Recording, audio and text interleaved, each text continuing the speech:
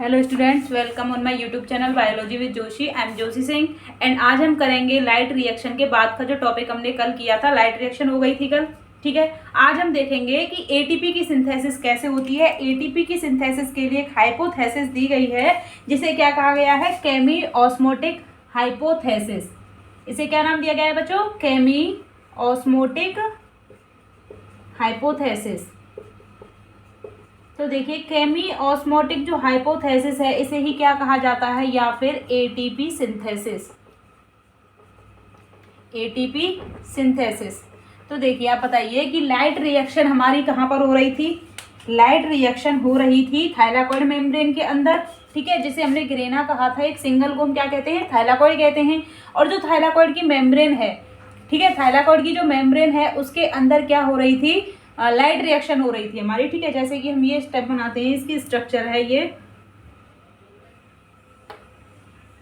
है एक जो थाइलाकॉइड है, इसके पास में ये जो मेम्ब्रेन है, थाइलाकॉइड मेम्ब्रेन, यहाँ पर हमारी क्या हो रही थी, लाइट रिएक्शन हो रही थी। लाइट रिएक्शन जिसके अंदर वाटर का ऑक्सीडेशन हो रहा था, ब्रेकडाउन हो रहा था वाटर, इलेक्ट्रॉन ट्रांसफर हो रहे थे, ठीक है। इलेक्ट्रॉन ट्रांसफर हो रहे थे फोटोसिस्टम सेकंड के पास में, सेकंड से फिर क्या हो रहे थे, साइटोक्रोम B6F के पास में, ठीक है, साइटोक्रोम F6 के पास में हो रहे थे, और फाइनली जो है फोटोसिस्टम फर्स्ट के पास में हो रहे थे, ठीक है।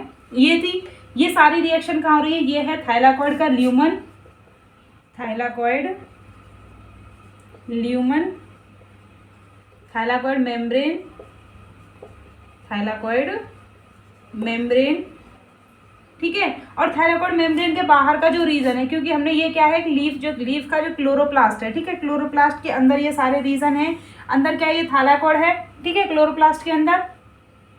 अब थाइलाकॉइड के बाहर का जो रीजन होता है वह क्या कहलाता है, स्ट्रोमा कहलाता है। तो ये क्या है, स्ट्रोमा है, ठीक है। अब यहाँ पर क्या हो रही है, लाइट रिएक्शन हमारी कहाँ हो रही है, मेम्ब्रेन के अंदर हो रही है। तो देखिए, प्रोटॉन जो है वो जब वाटर का ऑक्सीडेशन होता है, एक वाटर क्या होता है, एक जब वाटर होता है तो उसका ऑक्सीडेशन होगा, ब्रेकडाउन होगा वाटर के ऑक्सीडेशन से। तो कितने होते हैं, 4 तो प्रोटॉन रिलीज होते हैं, ऑक्सीजन मॉलिक्यूल रिलीज होते हैं, और क्या होते हैं, 4 प्रोटॉन रिलीज होते हैं, ऑक्सीजन रिलीज होता है, और क्या होते हैं, 4 इलेक्ट्रॉन रिलीज होते हैं। 4 प्रोटॉन, 4 इलेक्ट्रॉन और ऑक्सीजन निकलते हैं, ठीक है। तो एक तो वाटर के ऑक्सीडेशन से यहाँ पर क्या निकल गए, 4 प्रोटॉन आ गए, ठीक है, 4 प्रोटॉन ये आ गए। और फोटो सिस्टम फर्स्ट और जो फोटो सिस्टम सेकंड होते हैं, जब ये लाइट रिएक्शन करते हैं तो ये क्या करते हैं, 4 फोटोन का यूज करते हैं, ठीक है। फोटो सिस्टम जो फर्स्ट है, फोटो सिस्टम सेकंड, इसके पास में क्या आएंगे, 4 फोटोन का ये यूज करेगा, और 4 फोटोन का यूज करने पर ये क्या निकालते हैं, 4 प्रोटॉन जो है वो रिलीज करते हैं, 4 प्रोटॉन रिलीज किए जाएंगे। और फोटो सिस्टम जो फर्स्ट है ये भी क्या करता है, 4 फोटोन इसके पास में आएंगे, 4 प्रोटॉन से ये क्या करेगा, वही 4 प्रोटॉन क्या करता है, रिलीज करता है, ठीक है, 4 प्रोटॉन रिलीज करेगा। अब देखिए टोटल कितने प्रोटॉन हो गए, 4 4 8 और 8 4 12। तो टोटल जो 12 प्रोटॉन हैं ये एक लाइट रिएक्शन के थ्रू यहाँ पर क्या कर दिए जाते हैं, यहाँ पर हो गए 4 प्रोटॉन, फोटो सिस्टम फर्स्ट ने निकाल दिए 4 प्रोटॉन, ठीक है। तो टोटल 12 जो प्रोटॉन हैं कहाँ पर, ल्यूमन के पास में। तो ल्यूमन जो रीजन होता है थाइलाकॉइड के, ल्यूमन रीजन के पास में क्या हो जाती है, प्रोटॉन की कंसंट्रेशन क्या हो जाती है, हाई हो जाती है। H+ आयन की कंसंट्रेशन, H+ की कंसंट्रेशन और जो pH है इसका आपस में क्या होता है, इनवर्स रिलेशन होता है। H+ आयन की कंसंट्रेशन का इनवर्स रिलेशन होता है pH के साथ में। जब H+ ज़्यादा होंगे तो pH क्या होगी, लो होगी। यहाँ पर है H+ आयन की कंसंट्रेशन ज़्यादा तो pH क्या होगी, लो होगी, ठीक है। अब जबकि स्ट्रोमा जो रीजन है, स्ट्रोमा रीजन के पास में क्या होती है, pH हाई होती है, pH क्या होती है, ज़्यादा होती है, क्योंकि यहाँ पर H+ आयन की कंसंट्रेशन लो होती है, ठीक है। ये हमने देखा लाइट रिएक्शन हमारी हो रही है मेम्ब्रेन के अंदर। मेम्ब्रेन से सारे जो प्रोटॉन हैं ये कहाँ पर आ गए, हमारे थाइलाकॉइड के ल्यूमन के अंदर आ गए, थाइलाकॉइड के ल्यूमन के पास में आ गए। स्ट्रोमा के पास में H+ की कंसंट्रेशन क्या है, कम है। अब देखिए कि ये जो थाइलाकॉइड मेम्ब्रेन होती है इसके पास में क्या होता है, एक एंजाइम होता है जिसे क्या कहा जाता है, एटीपी सिंथेस कहा जाता है, CF0F1 ATPase कहा जाता है, ठीक है। इसके पास में क्या होता है, एक चैनल होता है, ट्रांसपोर्टर या फिर एक एंजाइम होता है कह सकते हैं, जो कि क्या करता है, एटीपी की सिंथेसिस में हेल्प करता है, ठीक है। तो देखिए एटीपी सिंथेज को क्या कहा जाता है, CF0F1 ATPase कहा जाता है। ये एक चैनल होता है यहाँ पर, ठीक है। इस चैनल को क्या कहा जाता है, कॉम्प्लेक्स फिफ्थ भी कहा जाता है, कॉम्प्लेक्स फिफ्थ कहा जाता है, या फिर CF0 CF1 ATPase कहा जाता है। इसी को ही ATP सिंथेस कहा जाता है। इसी को क्या कहा जाता है, ATP सिंथेस कहा जाता है। अब हम बात कर रहे हैं ATP की सिंथेसिस की, कि बच्चों ATP की सिंथेसिस होगी कैसे इस प्रोसेस के अंदर। तो देखिए यहाँ पर क्या है, प्रोटॉन की कंसंट्रेशन ज़्यादा है, जबकि जो एस्ट्रोमा रीजन है वहाँ पर प्रोटॉन की कंसंट्रेशन क्या है, कम है। तो अब देखिए हमने जो कल लाइट रिएक्शन पढ़ी थी वहाँ पर जो FANADP रिडक्टेज एंजाइम था, ठीक है, NADP रिडक्टेज क्या कर रहा था, NADPH बना रहा था।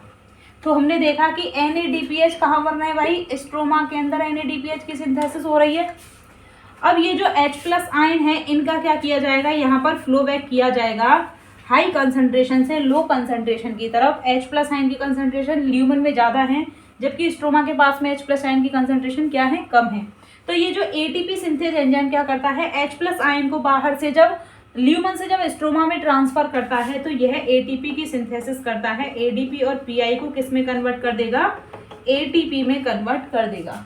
ये क्या हो गई, ATP की सिंथेसिस हो गई। किसने की, कॉम्प्लेक्स फिफ्थ या CF0 F1 ATPase एंजाइम है या फिर ATP सिंथेस चैनल है। यह क्या करता है, प्रोटॉन का हाई प्रोटॉन की कंसंट्रेशन से लो प्रोटॉन की कंसंट्रेशन में ट्रांसफर कर रहा है, ठीक है। और यह ADP और PI को किस में कन्वर्ट कर देता है, ATP में कन्वर्ट कर देता है।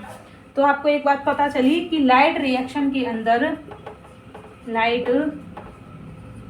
रिएक्शन में ATP and NADPH produce in stroma region. ATP और NADPH कहाँ प्रोड्यूस किए जाते हैं, स्ट्रोमा के अंदर ATP और NADPH का प्रोडक्शन किया जाएगा, ठीक है। देखिए H+ आयन कहाँ आए, ल्यूमन के अंदर आए, लेकिन ल्यूमन से इनका फ्लो बैक कराया कि देखिए यहाँ पर क्या थे, जो फोटोन के अंदर थे, फोटोन ने यहाँ पर रिलीज किए, स्ट्रोमा के पास में आए थे फोटोन के जो प्रोटॉन थे। फोटोन से ये क्या हो गए, फिर वापस थायराकोइड की मेम्ब्रेन से होकर के कहाँ आ गए, ल्यूमन के अंदर आ गए, ठीक है। फोटो सिस्टम फर्स्ट और सेकंड ने जो प्रोटॉन रिलीज किए थे वो कहाँ थे, आपके यहाँ पर थे, स्ट्रोमा के पास में थे, लेकिन स्ट्रोमा से ये कहाँ ट्रांसफर हो गए, ल्यूमन के अंदर ट्रांसफर हो गए, ठीक है। ल्यूमन के पास में जब प्रोटॉन की कंसंट्रेशन ज़्यादा हो जाती है तो इनका फ्लो बैक वापस से इनको स्ट्रोमा में ट्रांसफर कराया जाता है, और जब H+ आयन का स्ट्रोमा में ट्रांसफर कराया जाता है तो क्या होता है, ATP सिंथेज या F0 F1 ATPase नाम का एंजाइम होता है, यह कैटालाइसिस करता है और किसकी सिंथेसिस करता है, ATP की सिंथेसिस करता है। तो देखिए लाइट रिएक्शन के अंदर हमें क्या मिला, ATP और NADPH। ATP और NADPH हमारे कहाँ पर आ गए हैं, ATP और NADPH हैं स्ट्रोमा के अंदर। अब हम आगे क्या पढ़ेंगे, डार्क रिएक्शन। तो डार्क रिएक्शन क्या होती है, इसे बायोसिंथेसिस स्टेज कहा जाता है डार्क रिएक्शन को। डार्क रिएक्शन के अंदर ATP और NADPH का क्या किया जाता है, यूज़ किया जाता है। अब ATP भी मिल गया और NADPH भी मिल गया, और डार्क रिएक्शन कहाँ होती है, स्ट्रोमा रीजन के पास में होती है। तो ATP और NADPH हमारे पास में कहाँ है, स्ट्रोमा रीजन के अंदर है। देखिए आपकी बुक में क्या दे रखा है, बुक में क्या दे रखा है कि जो प्रोटॉन है, प्रोटॉन का क्या क्या होता है, ग्रेडियंट बनाया जाता है, ग्रेडियंट बनाया जाता है। देखिए वाटर की जब स्प्लिटिंग होती है मेम्ब्रेन के अंदर, थैलाकोइड मेम्ब्रेन में, तो प्रोटॉन या हाइड्रोजन आयन क्या होते हैं, अकुमुलेट हो जाते हैं थैलाकोइड के ल्यूमन के अंदर, ठीक है। थैलाकोइड ल्यूमन में क्या हो जाएंगे, अकुमुलेशन हो जाएगा इनका, एंड इलेक्ट्रॉन जब मूव करते हैं प्रोटॉन को कहाँ कर दिया जाएगा, मेम्ब्रेन से ट्रांसफर कर दिया जाएगा। जब इलेक्ट्रॉन मूव करते हैं तो फोटो सिस्टम सेकंड और फर्स्ट में जो इलेक्ट्रॉन प्रोड्यूस होते हैं, प्रोटॉन प्रोड्यूस होते हैं, उनको वापस से स्ट्रोमा में मेम्ब्रेन को क्रॉस करा करके कहाँ पर भेज दिया जाता है, ल्यूमन के अंदर ट्रांसफर कर दिया जाता है, ठीक है। ल्यूमन के अंदर जब ट्रांसफर कर दिया जाएगा तो क्या हो जाता है, H+ आयन की कंसंट्रेशन इनर साइड क्या हो जाती है, ज़्यादा हो जाती है, ठीक है। अब देखिए NADP रिडक्टेज कहाँ होता है, स्ट्रोमा पर होता है, स्ट्रोमा पर होता है, और यह क्या सिंथेसिस करता है, NADPH की सिंथेसिस करता है, ठीक है। प्रोटॉन स्ट्रोमा में कम हो जाएंगे, जबकि ल्यूमन के अंदर प्रोटॉन की कंसंट्रेशन क्या हो जाएगी, ज़्यादा हो जाएगी। प्रोटॉन का ग्रेडियंट बन जाएगा, प्रोटॉन का ग्रेडियंट बन जाएगा। सो ल्यूमन में pH क्या हो जाएगी, कम हो जाएगी, pH यहाँ पर कम हो गई। अब देखिए, अब ये जो प्रोटॉन है इनका यूज किस में लिया जाता है, ATP की सिंथेसिस में यूज लिया जाता है। तीन जो प्रोटॉन होते हैं, 3 H+ आयन से एक ATP प्रोड्यूस की जाती है, 3 H+ आयन से एक ATP प्रोड्यूस की जाती है। तो यहाँ पर टोटल कितने हैं, 12 H+ आयन है, ठीक है, 12 H+ आयन है। तीन जो प्रोटॉन होते हैं, 3 प्रोटॉन से क्या की जाती है, 3 प्रोटॉन से एक ATP बनाई जाती है। तो टोटल यहाँ पर क्या होता है, लाइट रिएक्शन के अंदर कितनी होंगी, 12 प्रोटॉन से क्या होगी, 12 प्रोटॉन से 4 ATP बनेगी, ठीक है। तो लाइट रिएक्शन के अंदर कितने ATP प्रोड्यूस किए जाते हैं, 4 ATP बनाए जाते हैं और NADPH मॉलिक्यूल बनाए जाते हैं, ठीक है। देखिए ATPase जो एंजाइम है यह क्या होता है, इसके पास में एक F0 पार्ट होता है और एक क्या होता है, F1 पार्ट होता है। इसका काम क्या होता है, फैसिलिटेटेड डिफ्यूजन की तरह काम करता है। ये क्या है, एक चैनल बना दिया है जो कि H+ आयन को ट्रांसपोर्ट कर रहा है, ठीक है। H+ आयन इससे होकर के ट्रांसफर हो जाएंगे, कहाँ पर जाएंगे, स्ट्रोमा के अंदर जाएंगे, स्ट्रोमा के अंदर जाएंगे, ठीक है। इसके थ्रू क्या की जाती है, ATP की सिंथेसिस हो जाएगी। केमी ऑस्मोसिस जो है वो, इसको एक मेम्ब्रेन की रिक्वायरमेंट होती है प्रोटॉन की पंपिंग के लिए, ठीक है। एनर्जी का काम क्या होता है, यूज की जाती है प्रोटॉन को पंप करने के लिए। अब ये जो ATPase चैनल होता है यह क्या करता है, डिफ्यूजन करता है प्रोटॉन का बैक मेम्ब्रेन से, है ना, डिफ्यूजन कर रहा है हाई कंसंट्रेशन से लो कंसंट्रेशन की और मेम्ब्रेन को क्रॉस करा करके यह क्या करेगा, रिलीज करता है। ATPase एंजाइम क्या करता है, ATP का फॉर्मेशन करता है और NADPH जो है वो यह प्रोड्यूस किया जाएगा, इलेक्ट्रॉन की जब मूवमेंट होगी फाइनली, ठीक है। तो अब हम कह सकते हैं कि जो बायोसिंथेटिक रिएक्शन होती है स्ट्रोमा के अंदर होती है। अब देखिए ATP भी मिल गया और स्ट्रोमा के अंदर NADPH भी मिल गया। अब स्टार्ट होगी बायोसिंथेटिक या फिर डार्क रिएक्शन। आप इसका स्क्रीनशॉट दीजिए, मैं सिर्फ करूंगी। केमियोस्मोटिक हाइपोथेसिस, ATP सिंथेसिस आपको समझ में आई। ATP की सिंथेसिस होती है H+ आयन से। H+ आयन की कंसंट्रेशन ल्यूमन में ज़्यादा हो जाती है, स्ट्रोमा में क्या हो जाती है, कम हो जाती है। सो H+ आयन का फ्लो बैक करा दिया जाता है कहाँ पर, स्ट्रोमा के अंदर। कौन सा एंजाइम इन्वॉल्व होता है ATP की सिंथेसिस में, आपसे कोई पूछे, इसे कॉम्प्लेक्स 50 भी कहा जाता है, F0 F1 ATPase कहा जाता है या फिर ATP सिंथेसिस चैनल कहा जाता है इसे, ठीक है। यह क्या करेगा, ATP की सिंथेसिस करता है और ATP कहाँ पर बनते हैं, आपसे कोई पूछे कि ATP की सिंथेसिस कौन सी जगह पर होती है, स्ट्रोमा रीजन के अंदर ATP की सिंथेसिस होती है। NADPH की सिंथेसिस कहाँ पर होती है, स्ट्रोमा के अंदर होती है। क्योंकि हमें ये लगेगा ना भाई कि लाइट रिएक्शन कहाँ पर हो रही है, थाइलाकॉइड के अंदर हो रही है, ग्रेना के अंदर हो रही है, तो हमने सोचा कि ATP ये जो बाई प्रोडक्ट है इसके ATP और NADPH बना रहा है लाइट रिएक्शन, तो कहाँ बनेंगे। अगर किसी ने ढंग से नहीं पढ़ा होगा तो वह क्या कहेगा कि थाइलाकॉइड और ग्रेनम के अंदर ही बनेंगे, लेकिन नहीं, ATP की सिंथेसिस होती है कहाँ पर, स्ट्रोमा में, और NADPH भी कहाँ होता है, स्ट्रोमा के अंदर होता है, ठीक है। अब हम क्या पढ़ेंगे, डार्क रिएक्शन, ठीक है। डार्क रिएक्शन के बारे में पढ़ेंगे।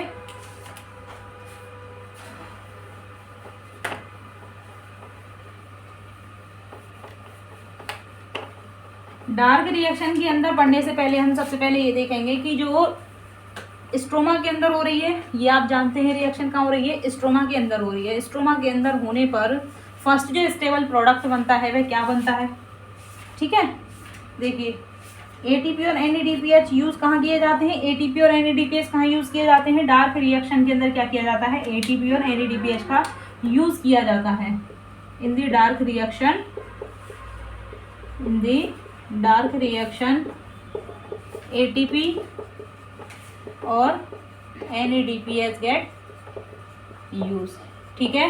ATP और NADPH का डार्क रिएक्शन के अंदर यूज किया जाता है। इनका यूज किस में किया जाता है, यूज किया जाता है फॉर CO2 फिक्सेशन, ठीक है। ये हो गया।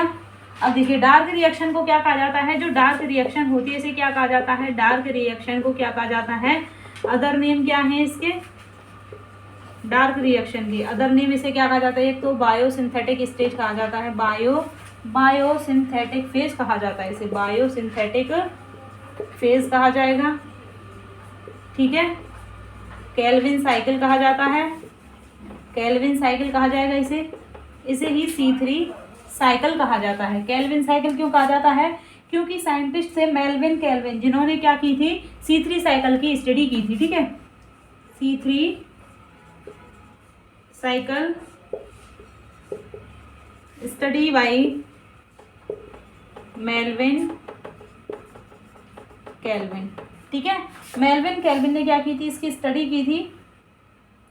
अब देखिए यहाँ पर क्या किया जाता है, C3 साइकिल के अंदर क्या किया जाता है, CO2 को फिक्स किया जाता है, CO2 को फिक्स किया जाता है। इसे C3 साइकिल ही क्यों कहते हैं, CO2 को फिक्स करने के बाद में जो फर्स्ट स्टेबल प्रोडक्ट बनता है, फर्स्ट स्टेबल जो प्रोडक्ट होता है वह क्या होता है, 3 कार्बन कंपाउंड का होता है। 3 कार्बन कंपाउंड का क्या होता है, फर्स्ट स्टेबल प्रोडक्ट होता है, इसलिए इसे क्या कहा जाता है, 3 कार्बन कंपाउंड का कौन सा होता है, फॉस्फोग्लिसरिक एसिड। कौन सा होता है, फॉस्फोग्लिसरेट या फिर फॉस्फोग्लिसरिक एसिड होता है, फॉस्फोग्लिसरिक एसिड। 3 कार्बन कंपाउंड क्या होता है, कंपाउंड बनता है, 3 कार्बन कंपाउंड होता है, फॉस्फोग्लिसरिक एसिड का क्या किया जाता है, फॉर्मेशन होता है। सो इसे क्या कहा जाता है, इसलिए इसे क्या कहा जाता है, C3 साइकिल कहा जाता है, C3 साइकिल कहा जाएगा। अब ये डार्क रिएक्शन होती है, इसके पास में 3 स्टेज होती हैं। फर्स्ट जो स्टेप होता है इसका वह क्या होता है, कार्बोक्सिलेशन होता है। सेकंड कौन सा होता है, सेकंड होता है रिडक्शन। एंड जो थर्ड स्टेज होती है इसकी वह क्या होती है, रीजनरेशन। तो 3 स्टेप के अंदर हम डार्क रिएक्शन हमारी क्या होगी, कंप्लीट होगी। 3 स्टेप के अंदर हम फर्स्ट पढ़ेंगे कार्बोक्सिलेशन, कार्बोक्सिलेशन। सेकंड हम पढ़ेंगे रिडक्शन, रिडक्शन। एंड थर्ड हम देखेंगे रीजनरेशन, रीजनरेशन। स्क्रीनशॉट लीजिए आप इसका, आगे हम क्या करेंगे, पूरा पढ़ेंगे।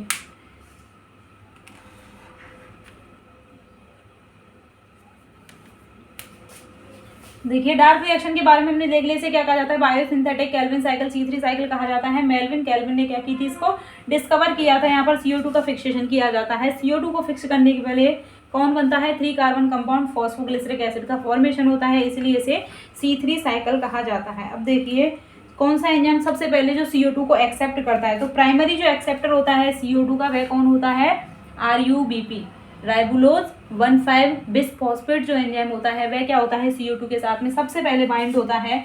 5 कार्बन की शुगर होती है राइबुलोज बिसफॉस्फेट, यह क्या होती है, सबसे पहले बाइंड होती है CO2 के साथ में, या फिर इसे कह सकते हैं एक्सेप्टर मॉलिक्यूल है CO2 का। ठीक है, तो देखिए यहाँ लिख देती हूँ, RUBP ribulose 1,5 bisphosphate.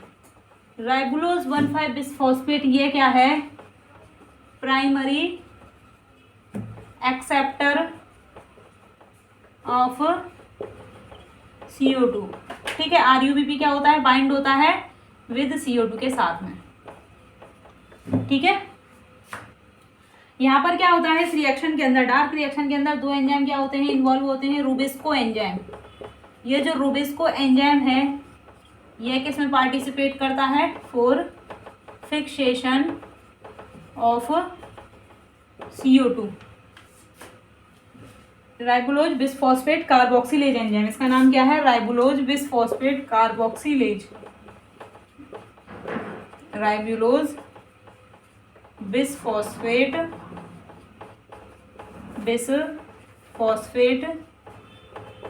Carboxylase enzyme. Ribulose bisphosphate carboxylase enzyme क्या है, राइबुलोज बिसफॉस्फेट कार्बोक्सिलेज एंजाइम, इसका काम क्या है, रूबिस्को का काम क्या है, कार्बोक्सिलेज है, CO2 का फिक्सेशन करता है। रूबिस्को एंजाइम CO2 का क्या करता है, फिक्सेशन करता है। ठीक है, अब हम स्टार्ट करेंगे हमारा केल्विन साइकिल। स्क्रीनशॉट लीजिए इसका। केल्विन साइकिल को क्या कहेंगे, C3 साइकिल कहेंगे। और यह रिएक्शन क्या है, डार्क रिएक्शन है, मतलब कि कहाँ पर होगी, यह डार्क में होगी। डार्क में होगी तो इसका मतलब यह नहीं है कि इसे लाइट की बिल्कुल भी ज़रूरत नहीं है। डार्क रिएक्शन हम इसे कहते हैं, लेकिन ये जो डार्क रिएक्शन है यह क्या होती है, indirectly dependent on light reaction. ATP and NADPH used in dark reaction. ATP और NADPH प्रोड्यूस किए जाते हैं लाइट रिएक्शन के अंदर। ATP and NADPH produced in light reaction. ठीक है, लाइट रिएक्शन के अंदर ATP और NADPH का प्रोडक्शन किया जाता है, जबकि इनको यूज़ कहाँ किया जाता है बच्चों, जबकि इनको यूज़ किया जाता है डार्क रिएक्शन के अंदर। ठीक है, तो इसलिए हम कह सकते हैं कि यह रिएक्शन जो है वो डार्क रिएक्शन इनडायरेक्टली किसके ऊपर डिपेंडेंट होती है, लाइट रिएक्शन के ऊपर होती है। ठीक है, अब हम फाइनली क्या पढ़ेंगे, आज पढ़ेंगे डार्क रिएक्शन या फिर C3 साइकिल। C3 साइकिल को हम कहेंगे केल्विन साइकिल, क्यों, क्योंकि इसकी डिस्कवर किसने किया था, हेंस क्रेब ने किया था। आपसे जो पूछे कि 3 स्टेप कौन कौन से होते हैं, यहाँ पर 3 स्टेप होते हैं।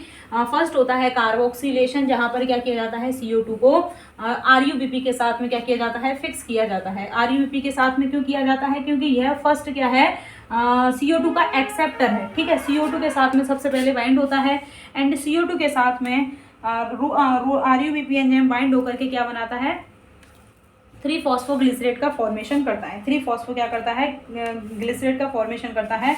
तो देखिए यहाँ पर कौन सी रिएक्शन स्टार्ट होगी, बात करेंगे हम। देखिए RuBp क्या है, 5 कार्बन का कंपाउंड है। RuBp क्या है, RuBp ये 5 कार्बन का है। ठीक है, एक RuBp है 5 कार्बन का। यहाँ पर हम क्या लेंगे, हेडिंग डाल दूँ C3 साइकिल। ठीक है, C3 साइकिल। एक RuBp है 5 कार्बन का, यहाँ पर हम कितने कंपाउंड लेंगे RuBp के, 3 कंपाउंड लेंगे RuBp के, मतलब कि कितने कार्बन हो गए टोटल, 15 कार्बन। ठीक है, 15 कार्बन के साथ में अब हमने 3 RuBp लिए हैं, तो एक RuBp के साथ में एक CO2 बाइंड करेगा। 3 RuBp लिए हैं तो टोटल हमें कितने CO2 लेने पड़ेंगे, 3 CO2 हम यहाँ पर ऐड करेंगे। ठीक है, 3 CO2 हमने यहाँ पर ऐड कराए। 3 CO2 जब हम यहाँ पर ऐड कराएंगे तो ये किस में कन्वर्ट हो जाएगा, 3-फॉस्फोग्लिसरेट के अंदर। ठीक है, ये फर्स्ट स्टेप क्या हो गया, कार्बोक्सिलेशन हो गया। कार्बोक्सिलेशन हो गया, यहाँ पर किसका यूज किया है, RuBp 3 कार्बन के ऑक्सीजन के साथ में मिलकर के राइबोलोज 1,5-बिसफॉस्फेट CO2 के साथ में मिलकर के क्या बनाएगा, 3-फॉस्फोग्लिसरेट। अब देखिए इसने क्या बनाया, 3-फॉस्फोग्लिसरेट, 3-फॉस्फोग्लिसरेट। अब ये 3-फॉस्फोग्लिसरेट एक मॉलिक्यूल जो है वो 3-फॉस्फोग्लिसरेट कितने कार्बन का है, फॉस्फोग्लिसरेट होता है 3 कार्बन का। 3 कार्बन का है एक कंपाउंड, लेकिन अब यहाँ पर आप कार्बन मिलाइए, 15 कार्बन तो ये हो गए और 3 CO2 और ऐड कर दिए, तो टोटल यहाँ पर कितने हो गए हमारे पास में, 15 कार्बन प्लस 3 कार्बन, यहाँ पर कितने हो गए टोटल हमारे पास में, 18 कार्बन हो गए। अब हमें 3 कार्बन का एक कंपाउंड है तो 18 कार्बन कैसे बनाने पड़ेंगे, यहाँ पर कितने मॉलिक्यूल लेने पड़ेंगे, 3-फॉस्फोग्लिसरेट के, 3-फॉस्फोग्लिसरेट के लेने पड़ेंगे 6 कंपाउंड है, 6 मॉलिक्यूल है नंबरिंग में, 3 मतलब कि 6 3-फॉस्फोग्लिसरेट हमने लिए हैं। एक है 3 कार्बन का तो 6 या 18, टोटल कितने कार्बन हो गए यहाँ पर हमारे पास में, 18 कार्बन की बैलेंस कर ली। ठीक है, 3 जो है वो 3-फॉस्फोग्लिसरेट या फिर फॉस्फोग्लिसरेट बना है, 3 कार्बन का है, तो हमने 6 जो है वो 3-फॉस्फोग्लिसरेट ले लिए हैं। अब टोटल हमारे पास में हो गए 18 कार्बन। ये फर्स्ट स्टेप क्या हो गया है, कार्बोक्सिलेशन। ये कौन सा स्टेप हो गया, फर्स्ट स्टेप हो गया है, ये है कार्बोक्सिलेशन। कार्बोक्सिलेशन के अंदर क्या किया जाएगा, CO2 का फिक्सेशन किया जाएगा। अब सेकंड स्टेप स्टार्ट होगा रिडक्शन का। सेकंड स्टेप क्या होगा, रिडक्शन का होगा। तो रिडक्शन के अंदर यह ATP और NADPH दोनों का क्या करता है, यूज करता है। ठीक है, ATP और NADPH का यूज करेगा रिडक्शन के अंदर। तो देखिए 3-फॉस्फोग्लिसरेट, अब यहाँ पर 6 है 3-फॉस्फोग्लिसरेट, तो हमें एक 3-फॉस्फोग्लिसरेट के लिए एक ATP देनी है। तो टोटल 6 3-फॉस्फोग्लिसरेट है, तो हमें कितने ATP ऐड कराने पड़ेंगे, 6 ATP। अब ये 3-फॉस्फोग्लिसरेट है, इसका ATP का काम क्या है, फॉस्फोराइलेशन करना। ठीक है, तो जो 3-फॉस्फोग्लिसरेट है, तो जब एक और इसके पास में ATP ऐड हो जाएगा तो ये किस में कन्वर्ट हो जाएगा, 1,3-बिसफॉस्फोग्लिसरेट में कन्वर्ट हो जाएगा। किस में हो जाएगा, यह 1,3 फर्स्ट कार्बन पर क्या हो गया है, फॉस्फोराइलेशन हो गया है। पहले से तीसरे कार्बन पर फॉस्फेट ग्रुप अटैच था, अब किस पर ऐड कर दिया है, पहला जो कार्बन है वहां पर फॉस्फेट ग्रुप अटैच कर दिया है। तो यह किस में कन्वर्ट हो जाएगा, 1,3-बिसफॉस्फोग्लिसरेट के अंदर। ठीक है, लेकिन कितने मॉलिक्यूल हैं, 6। ठीक है, 1,3-बिसफॉस्फोग्लिसरेट हो गया है। अब इसके साथ में हम क्या ऐड करेंगे, 6 ATP ऐड कर दिए। अब हम ऐड करेंगे यहाँ पर 6 NADPH। ठीक है, ATP हमने ऐड किया, निकलेगा क्या, 6 ADP। NADPH हम ऐड करेंगे, रिडक्शन हो जाएगा, NADP प्लस क्या हो जाएंगे, बाहर आउट हो जाएंगे। ठीक है, NADP प्लस बाहर आउट हो जाएंगे। तो अब ये किस में कन्वर्ट हो जाएगा, NADPH की प्लस में किस में कन्वर्ट हो जाएगा, ये ग्लिसरैल्डिहाइड 3-फॉस्फेट के अंदर कन्वर्ट हो जाएगा। ठीक है, क्या बनाएगा, ग्लिसरैल्डिहाइड 3-फॉस्फेट, ग्लिसरैल्डिहाइड 3-फॉस्फेट बनाएगा। ग्लिसरैल्डिहाइड 3-फॉस्फेट 3 कार्बन का कंपाउंड है, तो ये कितने हैं टोटल 18 कार्बन ये, ठीक है। यह भी 3 कार्बन का है, यह भी 3 कार्बन का है, तो टोटल हमारे पास में कितने हैं 18 कार्बन। अब देखिए इसका काम क्या है, C3 साइकिल के अंदर क्या बनाना है भाई, बायोसिंथेसिस करनी है, मतलब कि शुगर का फॉर्मेशन करना है, ठीक है, कार्बन कंपाउंड की सिंथेसिस करनी है। फर्स्ट बात ये हो गई। अब यहाँ पर हम ग्लूकोज की सिंथेसिस करने के लिए देखें, एक बार ये पूरा साइकिल बनेगा, एक कार्बन रिलीज होगा बाहर, एक कार्बन बनेगा। दूसरी बार होगा 6, ग्लूकोज के अंदर कितने कार्बन होते हैं 6 कार्बन होते हैं, तो 6 बार ये साइकिल जब पूरा चलेगा तब जाकर के एक ग्लूकोज मॉलिक्यूल बाहर निकलेगा। हम यहाँ पर 3 क्या ले रहे हैं, RUBP ले रहे हैं, 3 RUBP, मतलब कि ये साइकिल 3 बार हो रहा है, तब एक क्या निकलेगा 3 कार्बन कंपाउंड हमें ग्लिसरैल्डिहाइड 3-फॉस्फेट बाहर निकलेगा। और बाकी जो रीजनरेशन में क्या है हमें देखिए, अब ये 18 कार्बन है ना, टोटल कितने हैं 18 कार्बन। अब 18 में से अब 3 कार्बन का एक कंपाउंड माइनस कर दीजिए, वापस कितने हो जाएंगे 15 कार्बन। रीजनरेशन का मतलब होता है कि जितना आपने यहाँ पर यूज किया है उसको वापस से इसको दे देना। हमने ये 15 कार्बन पहले यूज किए थे रिएक्शन स्टार्ट करने से पहले, CO2 का हमने 3 कार्बन का फिक्सेशन किया है, तो हमारे पास में जो प्रोडक्ट रिलीज हुआ है हमारी CO2 का फिक्स करने से हुआ है। ये जो RUBP है हम इसको वापस पूरी रिएक्शन करके यहाँ पर इसे लौटा देंगे वापस से, तो रीजनरेशन हो गया, इसका कोई खर्चा नहीं हुआ, हमारी CO2 को हमने फिक्स करके निकाल लिया। एक बार का स्टेप होगा तो एक CO2 को फिक्स किया जाएगा, 6 बार ये साइकिल ऐसे चलेगा, देन क्या होगा एक ग्लूकोज मॉलिक्यूल हमारा सिंथेसिस होगा। 3 RUBP लिए, मतलब कि 3 बार ये साइकिल हो रहा है, तो एक 3 कार्बन कंपाउंड मॉलिक्यूल क्या होगा रिलीज होगा। अब देखिए ये 18 कार्बन है, इसमें से एक जो है वो ग्लिसरैल्डिहाइड 3-फॉस्फेट क्या हो जाएगा रिलीज हो जाएगा, बायोसिंथेसिस हो गई, मतलब कि हमने शुगर का फॉर्मेशन कर लिया, ठीक है। 3 ग्लिसरैल्डिहाइड 3-फॉस्फेट के अंदर क्या हो जाएगा 3 ग्लिसरैल्डिहाइड 3-फॉस्फेट में से एक जो ग्लिसरैल्डिहाइड, एक क्या हो जाएगा ग्लिसरैल्डिहाइड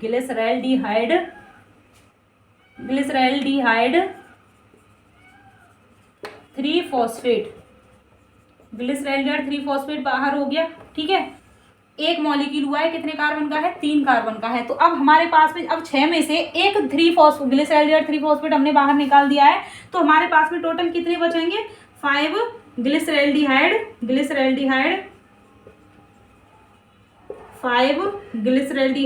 3-फॉस्फेट, ठीक है। 5 ग्लिसरैल्डिहाइड 3-फॉस्फेट हमें बने हैं। अब ये 5 जो है वापस से क्या कर दिए जाएंगे, यहाँ पर सिंथेसिस कर दिए जाएंगे। 5 ग्लिसरैल्डिहाइड 3-फॉस्फेट, मतलब कि 3 कार्बन का है एक ग्लिसरैल्डिहाइड, तो टोटल कितने हो गए यहाँ पर 15 कार्बन। अब देखिए ये क्या है 15 कार्बन। रीजनरेशन में आपको बताऊंगी कैसे कैसे step wise step regeneration complete होगा, लेकिन रीजनरेशन जब होता है तो यहाँ पर एनर्जी का यूज किया जाता है। कितने ATP यूज किए जाते हैं 3 जो ATP होते हैं, 3 ATP यूज किए जाते हैं रीजनरेशन के अंदर। रिडक्शन के अंदर कितने ATP हो रहे हैं 6 ATP यूज हो रहे हैं, ठीक है। अब देखिए आप ये लगाइए कि एक साइकिल होगा तो रिडक्शन में 2 ATP, क्योंकि हमने 3 RUBP लिए, मतलब कि 3 CO2 को फिक्स किया है, एक CO2 के फिक्स करने पर हमारे पास में कितने होंगे 2 ATP का यूज किया जाएगा रिडक्शन के अंदर। रीजनरेशन के अंदर एक CO2 को फिक्स करने पर कितने ATP, एक ATP। देखिए रीजनरेशन में हम टोटल 3 कार्बन को फिक्स करने पर 3 ATP ले रहे हैं, एक को फिक्स करने पर 1 ATP हो जाएगा, और यहाँ पर 6 ATP ले रहे हैं, मतलब कि एक CO2 को फिक्स करने पर 2 ATP, ठीक है। NADPH हम यहाँ पर कितने लेंगे, NADPH भी हमारे कितने हैं 6 हैं, ठीक है। तो 6 NADPH है, मतलब कि एक CO2 का फिक्स करने पर 2 NADPH होंगे। अगर आप बात करें कि ग्लूकोज के पास में कितने हैं 6 कार्बन हैं, तो एक कार्बन के लिए हम यहाँ पर 2 ATP है, तो 6 दूनी 12 ATP तो रिडक्शन में यूज किए जाएंगे, 12 ही NADPH रिडक्शन में यूज किए जाएंगे, ठीक है। अब 3 दूनी 6, ये और एक्स्ट्रा कर लीजिए, 12 और 6 18, मतलब कि एक ग्लूकोज को फिक्स करने में टोटल 18 ATP और 12 NADPH का यूज किया जाएगा। देखिए अब यहाँ पर ये जो हमने क्या किया है रिडक्शन के लिए ATP का यूज किया है, यहाँ पर कौन सा एंजाइम इन्वॉल्व होगा फॉस्फोग्लिसरेट काइनेज। काइनेज का काम क्या होता है फॉस्फोराइलेशन करना है, तो यहाँ पर कौन सा एंजाइम होगा फॉस्फोग्लिसरेट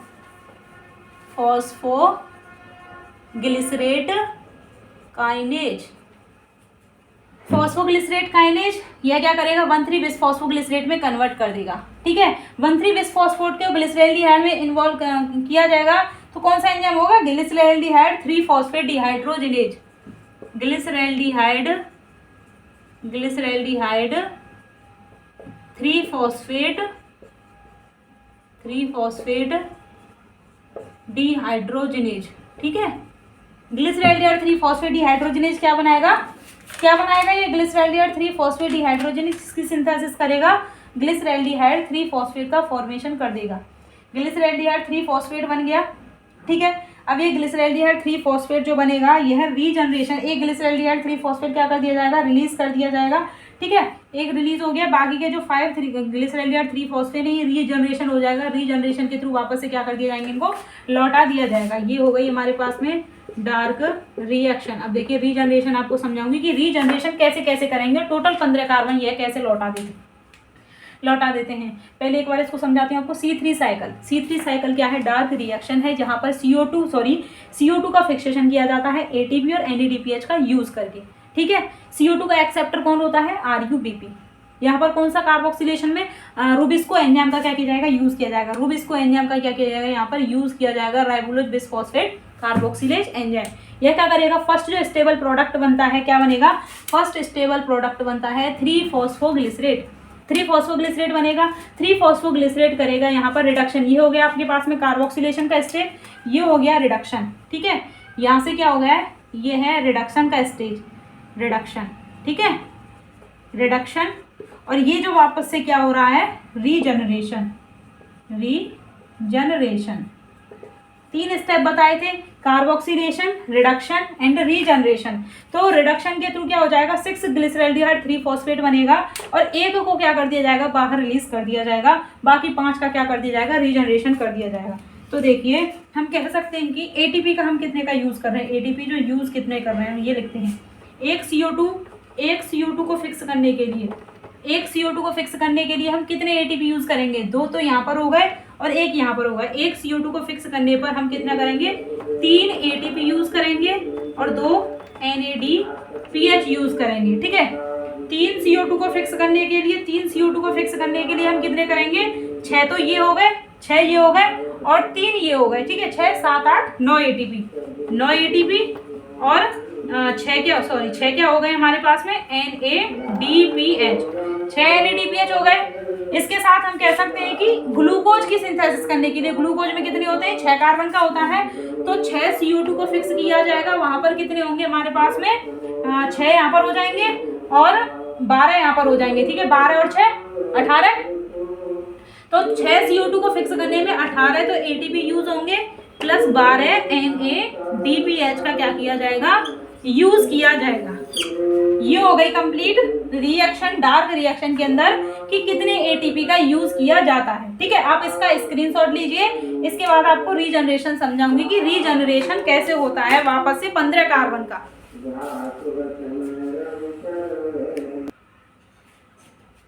तो यहाँ पे हमने क्या देख लिया कि C3 साइकिल के अंदर ATP कितने यूज होते हैं।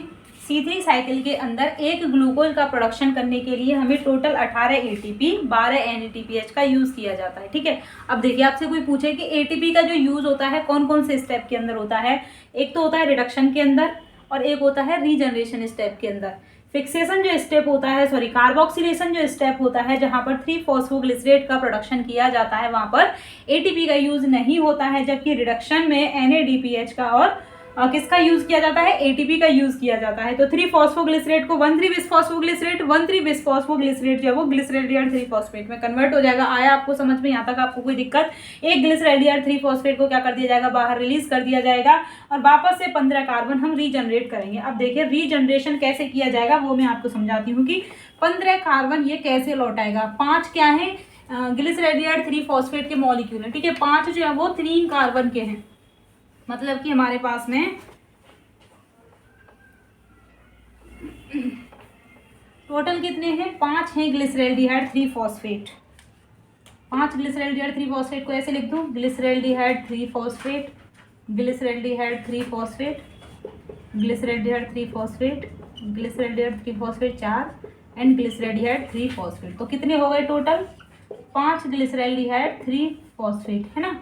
और यहाँ टोटल कार्बन कितने हैं, 15 कार्बन है। एक कितने कार्बन का है, 3 कार्बन का है, ठीक है। अब देखिए 2 ग्लिसरॉल्डिहाइड 3 फॉस्फेट आपस में मिलेंगे, ठीक है। 3 कार्बन और 3 कार्बन आपस में मिलकर के 6 कार्बन का कोई कंपाउंड बनाएंगे, तो ये बनाएंगे फ्रक्टोज 1,6 बिसफॉस्फेट, ठीक है, फ्रक्टोज 1,6 बिसफॉस्फेट का फॉर्मेशन करेंगे, फ्रक्टोज 1,6 बिसफॉस्फेट का फॉर्मेशन करेंगे 3 कार्बन के 2 मॉलिक्यूल, ठीक है। फ्रक्टोज 1,6 बिसफॉस्फेट देन किस में कन्वर्ट हो जाएगा, फॉस्फेटेज एंजाइम की प्रेजेंस में। फ्रक्टोज 1,6 बिसफॉस्फेट, ये क्या है 1,6, 2 फॉस्फेट है, तो यहाँ से एक फॉस्फेट क्या हो जाएगा, बाहर रिलीज हो जाएगा, किसकी प्रेजेंस में, फॉस्फेटेज एंजाइम।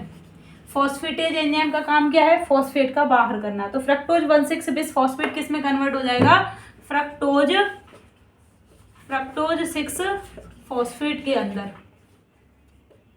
ठीक है। फ्रक्टोज 6 फॉस्फेट में कन्वर्ट हो गया।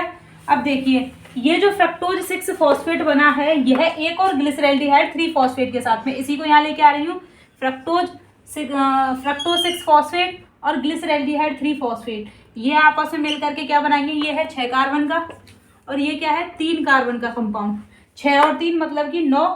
तो ये फ्रक्टोज 6 फॉस्फेट और ग्लिसरैल्डिहाइड 3 फॉस्फेट यह क्या होते हैं, आपस में मिलकर के 2 कंपाउंड का फॉर्मेशन करते हैं। एक बनाएंगे जैल्यूलोज 5 फॉस्फेट और एक बनाएंगे क्या, एरिथ्रोज 4 फॉस्फेट, ठीक है। देखिए एक ये क्या होगा, अब ये टोटल 9 कार्बन है, तो 9 कार्बन ट्रांसकीटोलेज एंजाइम की प्रेजेंस में किसका फॉर्मेशन करेंगे, 6 और 3 9 कार्बन।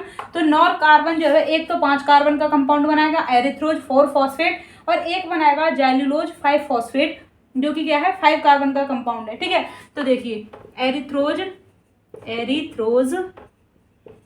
4 फॉस्फेट और जैल्यूलोज 5 फॉस्फेट, यह है 5 कार्बन का और ये है 4 कार्बन का। टोटल कितने कार्बन है, 9 कार्बन है, ठीक है। टोटल 9 कार्बन है, 4 कार्बन और 5 कार्बन में कन्वर्ट हो गए।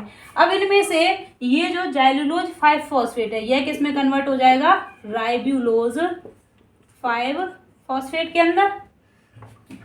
एक 5 कार्बन का हमें कंपाउंड मिल चुका है रीजनरेट करने के लिए, बाकी अब कितने बचे हमारे पास में, 10 कार्बन कंपाउंड बने, ठीक है। अब देखिए एरिथ्रोज 4 फॉस्फेट अगेन 3 कार्बन के इस कंपाउंड से क्या होगा, मिलेगा और किसका फॉर्मेशन करेगा, 4 कार्बन कंपाउंड और 3 कार्बन कंपाउंड। अब ये क्या बनाएंगे, कोई 7 कार्बन का कंपाउंड बनाएंगे। 7 कार्बन का कंपाउंड है सैडोहेप्टुलोज 17 बिसफॉस्फेट।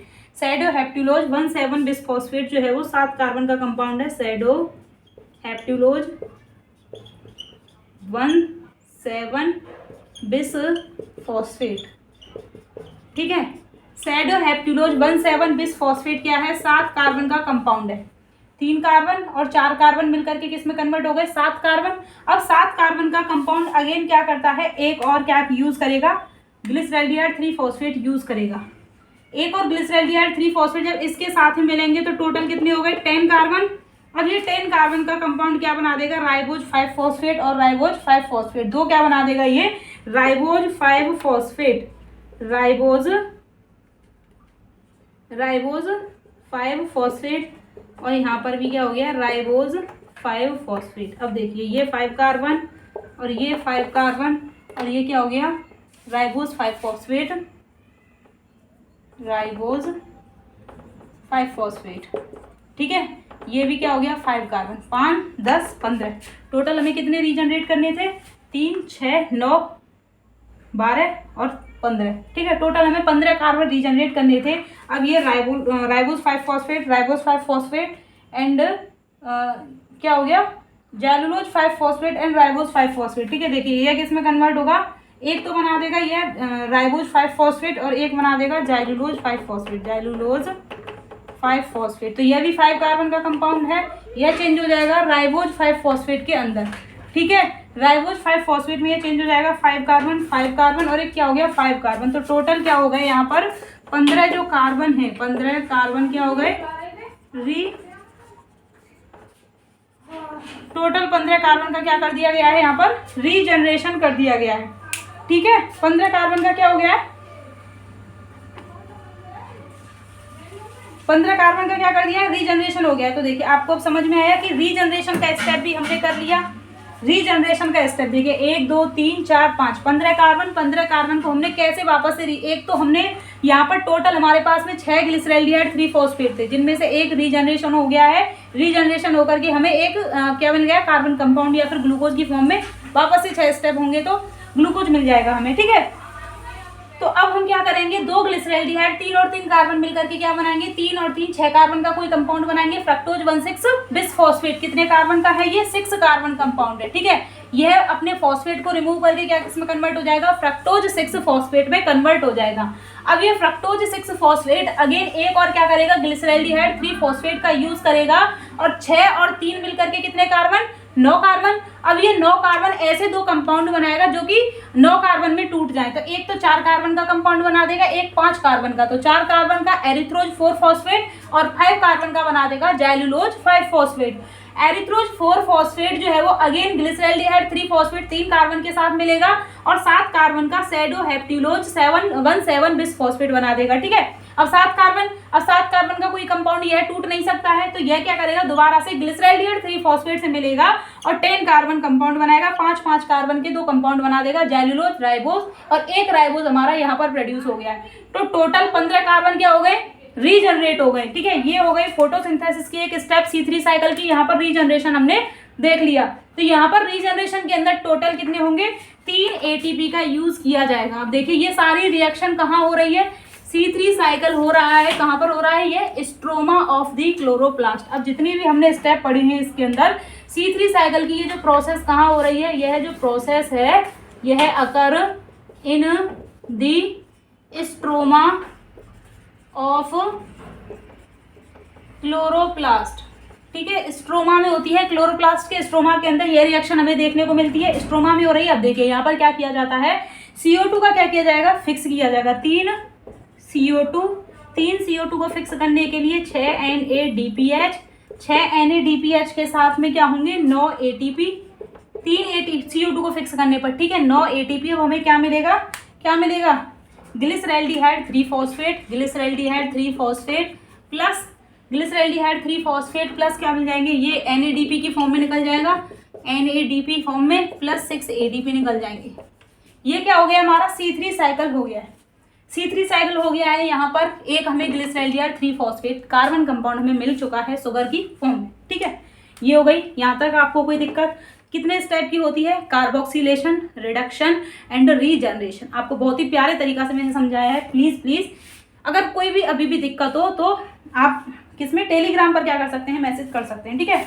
इसके बाद हम क्या पढ़ेंगे, इसके बाद हम पढ़ेंगे आपका फोटो रेस्पिरेशन, C4 साइकिल और केम पाथवे, ठीक है। ये हो गया है C3 साइकिल। देखिए C3 साइकिल के लिए रूबिस्को एंजाइम जो है वो, रूबिस्को एंजाइम के पास में 2 एक्टिविटी होती हैं। एक तो होती है कार्बोक्सिलेज एक्टिविटी, जो कि क्या करता है, कार्बोक्सिलेशन करता है। कार्बोक्सिलेशन के अंदर क्या किया जाएगा बच्चों, CO2 का फिक्सेशन किया जाएगा। CO2 का फिक्सेशन करके क्या किया जाता है, बायोसिंथेसिस की जाती है, किसकी, कार्बोहाइड्रेट की, ठीक है। कार्बोहाइड्रेट या फिर शुगर की सिंथेसिस की जाएगी, ठीक है। कार्बोहाइड्रेट की शुगर की सिंथेसिस की जाएगी। सेकंड होता है ऑक्सीजनेज एंजाइम। ऑक्सीजनेज एंजाइम कब एक्टिव होता है, यह एक्टिव होता है जब हाई टेम्परेचर हो जाता है। हाई टेम्परेचर होने पर ऑक्सीजनेज एंजाइम एक्टिव हो जाएगा और यह क्या करता है, CO2 को क्या करता है, आउट करता है, बाहर करता है या फिर रिलीज करता है, ठीक है। नॉट फिक्स, तो हमें नो फोटोसिंथेसिस, मतलब कि कोई फोटोसिंथेसिस की रिएक्शन हमें देखने को नहीं मिलेगी। जो लाइट रिएक्शन का प्रोडक्ट बन रहा था वो भी वेस्ट हो जाएगा। कोई भी हमें ग्लिसरॉल्डिहाइड 3 फॉस्फेट या फिर कार्बोहाइड्रेट की सिंथेसिस नहीं देखने को मिलेगी। तो जब रूबिस्को एंजाइम ऑक्सीजनेज का यूज करता है तो इसे कहेंगे हम फोटो रेस्पिरेशन। फोटो रेस्पिरेशन, क्योंकि रेस्पिरेशन में प्लांट क्या करता है, CO2 को बाहर निकालता है, ऑक्सीजन का यूज करता है, ठीक है। तो लाइट की प्रेजेंस में रेस्पिरेशन कर रहा है जब रूबिस्को ऑक्सीजनेज होगा इसके पास में। लेकिन जब कार्बोक्सिलेज होगा तो यह क्या करेगा, CO2 का फिक्सेशन करेगा और यह प्रोसेस क्या कहलाएगी, फोटोसिंथेसिस। फोटोसिंथेसिस आया आपको समझ में, तो ये कल पढ़ेंगे हम, ठीक है। ठीक है गाइस, वीडियो अच्छा लगा हो तो लाइक करें, शेयर करें।